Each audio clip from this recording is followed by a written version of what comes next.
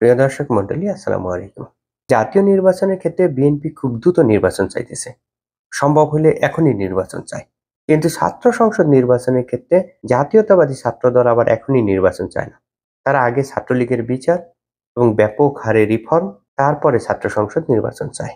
ছাত্রদল আসলে এখনই ছাত্র সংসদ নির্বাচন কেন চাচ্ছে না, বা আরো স্পষ্ট করে বললে ছাত্রদল কেন জাতীয় সংসদ নির্বাচন আগে চাচ্ছে এবং এরপরে ছাত্র সংসদ নির্বাচন চাচ্ছে, এই বিষয়টি নিয়ে আজকে কথা বলতে চাই। অনেকে হয়তো এই বিষয়টি নিয়ে তর্ক করতে চান, বলার চেষ্টা করেন যে ছাত্রদল আসলে নির্বাচন চায়, কিন্তু কিছু সংস্কার শেষে নির্বাচন চায়। চলেন ছাত্রদলের সভাপতি এবং সাধারণ সম্পাদকের দুটি বক্তব্য শুনে আসি। যদিও এখনই ছাত্র সংসদ নির্বাচন চায় না জাতীয়তাবাদী ছাত্রদল, কিন্তু কেন? একক ব্যক্তিকে অথবা ছাত্র সংসদগুলোর যারা প্রার্থী হবে তাদেরকে তো বোঝার জন্য সেই সময়টুকু শিক্ষার্থীদেরকে দিতে হবে, দিয়ে তারপর ছাত্র সংসদ নির্বাচন করলে সেটি কার্যকর হবে। সেখানেও তারা চাচ্ছে যে কোনো সংস্কারের প্রয়োজন নেই, ছাত্রলীগের বিচারের প্রয়োজন নেই। এইগুলো না করে তাদের হলো যে কোনো মতো একটা ডাকসু দিয়ে কিংবা ছাত্র সংসদ দিয়ে ইলেকশন পাশ করাটাই হয়তো তাদের সফলতা বিবেচনা করে। এখানে এই দুটি বক্তব্য অনুযায়ী ছাত্রদলের সভাপতি এবং সাধারণ সম্পাদকের বক্তব্য মোটামুটি একই রকম। তারা প্রথমে সংস্কার চাচ্ছে, ছাত্রলীগের বিচার চাচ্ছে, তারপরে ছাত্র সংসদের নির্বাচনগুলো চাচ্ছে। এই একই কথা জাতীয় নির্বাচনের ক্ষেত্রে জামাত এবং নতুন দল জাতীয় নাগরিক পার্টি বলতেছে। এখন কথা হলো, জাতীয় নির্বাচনের ক্ষেত্রে বিএনপি খুব দ্রুত নির্বাচন দাবি করতেছে, একইভাবে তো ছাত্র সংসদ নির্বাচনের ক্ষেত্রেও ছাত্র দলের খুব দ্রুত নির্বাচন দাবি করার কথা। কিন্তু পক্ষান্তরে তারা ছাত্র সংসদ নির্বাচনগুলো কেন জাতীয় নির্বাচনের পরে দাবি করতেছে? এই মুহূর্তে বাংলাদেশের বিশ্ববিদ্যালয়গুলোতে ছাত্রদলের অবস্থান খুব বেশি শক্ত না। যদি ঢাকা বিশ্ববিদ্যালয় এবং জাহাঙ্গীরনগর বিশ্ববিদ্যালয় বাদ দেই, অন্যান্য ক্যাম্পাসগুলোতে ছাত্রদলের অবস্থান খুবই নড়বড়ে। 5ই আগস্টের পরে বিভিন্ন লোকজনকে ধার করে কোথাও কোথাও ছাত্রলীগের লোকজনকে নিয়ে কমিটি দেওয়া হচ্ছে। এই অবস্থায় যদি ছাত্র সংসদ নির্বাচন হয়, তবে ছাত্রদলের জিতে আসা খুব কঠিন হবে। অপরপক্ষে যদি জাতীয় নির্বাচনের পরে হয়, এবং অনেকেই ধারণা করেন, অনেকের মধ্যে ছাত্রদলও ধারণা করেন যে এই মুহূর্তে জাতীয় নির্বাচন হলে বিএনপি জয়লাভ করবে, বিএনপি সরকার গঠন করবে। এই সরকারি দলের ছাত্র সংগঠন হিসেবে ছাত্র দলের তখন ক্ষমতা থাকবে। তখন ছাত্র সংসদের নির্বাচন হবে কি হবে না, সেটা অনেকটাই নির্ভর করবে ছাত্র দলের ইচ্ছার উপর। তাই তখন যদি তারা দেখে যে জেতার সম্ভাবনা আছে, তাহলে ছাত্র সংসদ নির্বাচনগুলো চাইবে। যদি দেখে যে জেতার সম্ভাবনা নাই, তাহলে চাইবে না। আর তখন যদি তারা ছাত্র সংসদ নির্বাচনে হেরেও যায়, তখন জাতীয় রাজনীতিতে তার খুব বেশি প্রভাব থাকবে না। এখন আসে ছাত্র সংসদ নির্বাচনগুলো জাতীয় রাজনীতির ক্ষেত্রে কি প্রভাব আছে। এই মুহূর্তে যদি ছাত্র সংসদ নির্বাচনগুলো হয়, দীর্ঘদিন ধরে ছাত্র সংসদ নির্বাচন হয়নি। সর্বশেষ সম্ভবত 2019 সালে ডাকসু নির্বাচন হয়েছে। অন্যান্য বিশ্ববিদ্যালয়গুলোতে দীর্ঘদিন পর্যন্ত ছাত্র সংসদ নির্বাচন হয়নি।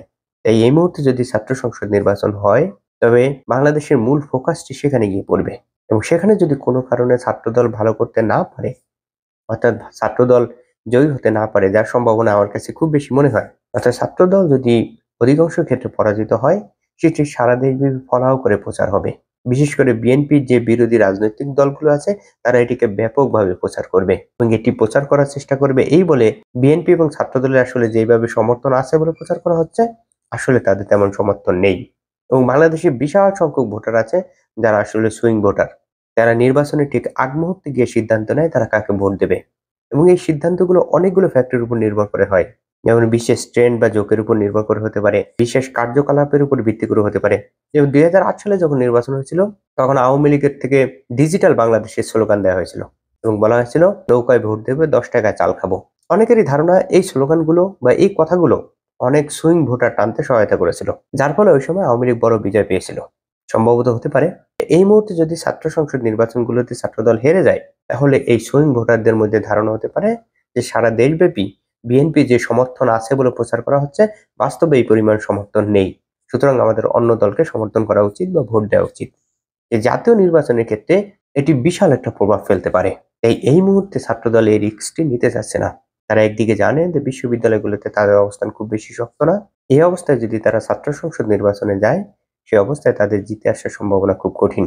তাই তারা ছাত্র সংসদ নির্বাচনের বিরোধিতা করতেছেন বা বলতেছেন এটি পরে চাচ্ছি, আগে সংস্কার চাচ্ছি, আগে ছাত্রলীগের বিচার চাচ্ছি। কিন্তু তারপরেও ইতিমধ্যে জাহাঙ্গীরনগর বিশ্ববিদ্যালয় ছাত্র সংসদ নির্বাচনের তারিখ ঘোষণা করেছে। যদিও এখনো সময় আছে, কিন্তু তারা ইতিমধ্যে তারিখ ঘোষণা করেছে, বলা যায় নির্বাচনের তফসিল ঘোষণা করেছে। যেহেতু জাহাঙ্গীরনগর এই কাজটি করেছে, অন্যান্য বিশ্ববিদ্যালয়ের ক্ষেত্রে ছাত্র সংসদ নির্বাচনের জন্য চাপ বাড়বে। এবং সেক্ষেত্রে যদি বিশ্ববিদ্যালয়গুলো ছাত্র সংসদ নির্বাচন দেওয়া শুরু করে, সেক্ষেত্রে ছাত্রদল আসলে কি করবে?